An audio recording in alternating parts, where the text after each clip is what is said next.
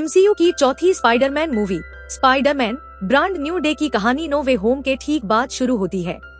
Doctor strange के जादू के बाद पूरी दुनिया भूल चुकी है कि पीटर पार्कर ही स्पाइडरमैन है। लोग सिर्फ इतना जानते हैं कि स्पाइडरमैन नाम का एक सुपरहीरो मौजूद है, लेकिन पीटर पार्कर नाम का कोई आदमी उनके लिए अब अस्तित्व में ही नहीं है। कोई उसे पहचानता नहीं, कोई उसका नाम याद नहीं रखता। पीटर अब पूरी तरह अकेला रह गया है। वह एक छोटे से किराए के फ्लैट में रहता है। दिन में पार्ट टाइम काम करता है और रात में शहर की सुरक्षा करता है। उसने अपने लिए एक नया लाल नीला सूट डिजाइन किया है। साथ ही एक एडवांस्ड एआई बनाई है जिसका नाम उसने ईवी रखा है। ईवी की मदद से वह नए नए गैजेट्स बनाता है। उसने पूरे न्यूयॉर्क के कैमरों को हैक कर रखा है। जैसे ही शहर के किसी भी कोने में कोई अपराध होता है, उसे तुरंत सिग्नल मिल जाता है और वह वहां पहुंचकर अपराधी को पकड़ लेता है। इस वजह से न्यूयॉर्क में अपराध बहुत कम हो गए हैं। पुलिस विभाग से उसकी अच्छी दोस्ती हो गई है। खासकर एक महिला डिटेक्टिव ऑफिसर डेवॉल्फ से उसकी खास दोस्ती बन जाती है।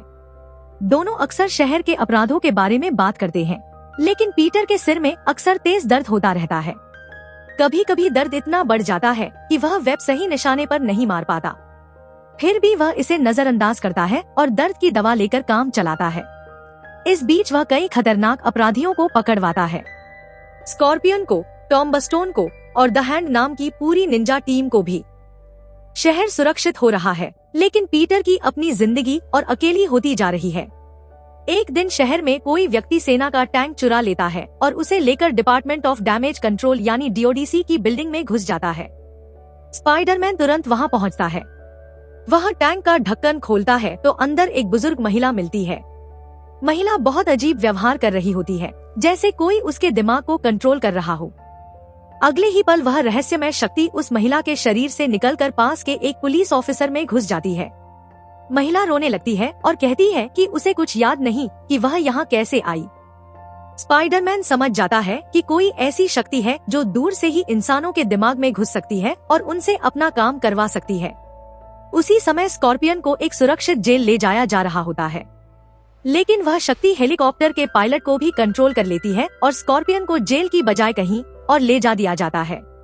जब वही शक्ति स्पाइडरमैन के दिमाग में घुसने की कोशिश करती है तो वह असफल रहती है। पीटर का दिमाग बहुत मजबूत है। गुस्से में आकर वह शक्ति टैंक में छुपा बम फोड़ देती है। डीओडीसी की बिल्डिंग में बड़ा विस्फोट हो जाता है। इस घटना के बाद पीटर येलेना बेलोवा से मिलता है।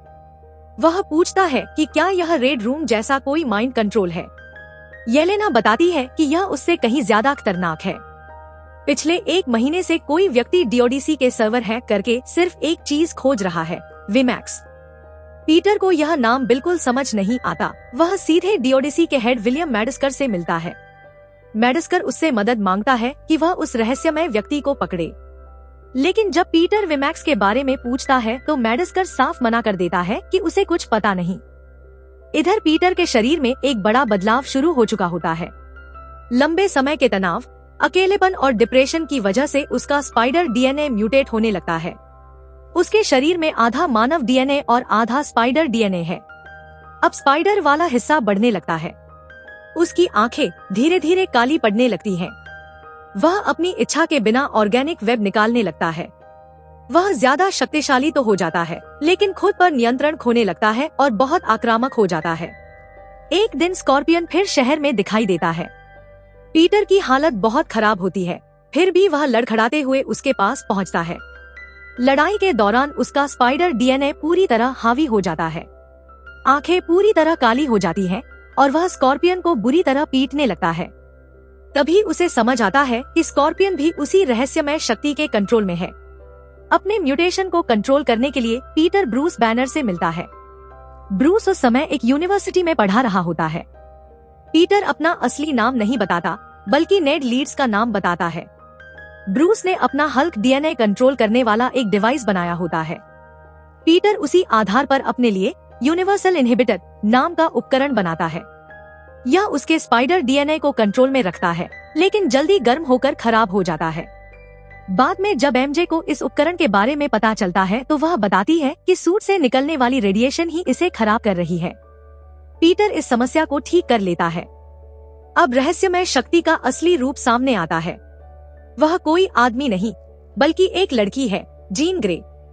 जीन एक बहुत शक्तिशाली टेलीपैथ म्यूटेंट है। उसकी बैक स्टोरी यह है कि उसकी बड़ी बहन सैरा ग्रे के साथ वह अनाथ है। बचपन में जब उनके माता पिता को पता चला कि दोनों बेटियों में विशेष शक्तियां हैं, तो उन्होंने उन्हें छोड़ दिया। दोनों बहनें साथ रहती थी। एक दिन पार्क में जब वे अपनी शक्तियां आजमा रही थी, तब डिओडीसी के लोगों ने सैरा को देख लिया। उन्होंने उसे चुपके से अपहरण कर लिया। सैरा ने आखिरी क्षण में अपनी बहन को दूर धकेल दिया और उसके दिमाग को कंट्रोल करके उसे रोक दिया ताकि जीन भी न पकड़ी जाए। कई साल बाद सैरा ने मरने से पहले टेलीपैथिक तरीके से जीन से संपर्क किया और सिर्फ एक शब्द कहा, वीमैक्स। तब से जीन अपनी बहन को ढूंढ रही है और डिओडीसी के पीछे पड़ी हुई है। विलियम मैडस्कर असल में बहुत खतरनाक व्यक्ति है। उसने ही सैरा का अपहरण करवाया था ताकि उसकी शक्तियों पर प्रयोग किए जा सके। जब जीन को पता चलता है कि उसकी बहन को यही यातनाएं देकर मारा गया था, तो वह अपना नियंत्रण पूरी तरह खो बैठती है। वह 1 किलोमीटर के दायरे के सभी लोगों के दिमाग पर कब्जा कर लेती है, ठीक वैसे ही जैसे वांडा ने कभी वेस्टव्यू में किया था। फिर वह मैडस्कर को अपनी जगह बिठाकर उससे बदला लेना शुरू कर देती है। स्पाइडरमैन वहां पहुंचता है।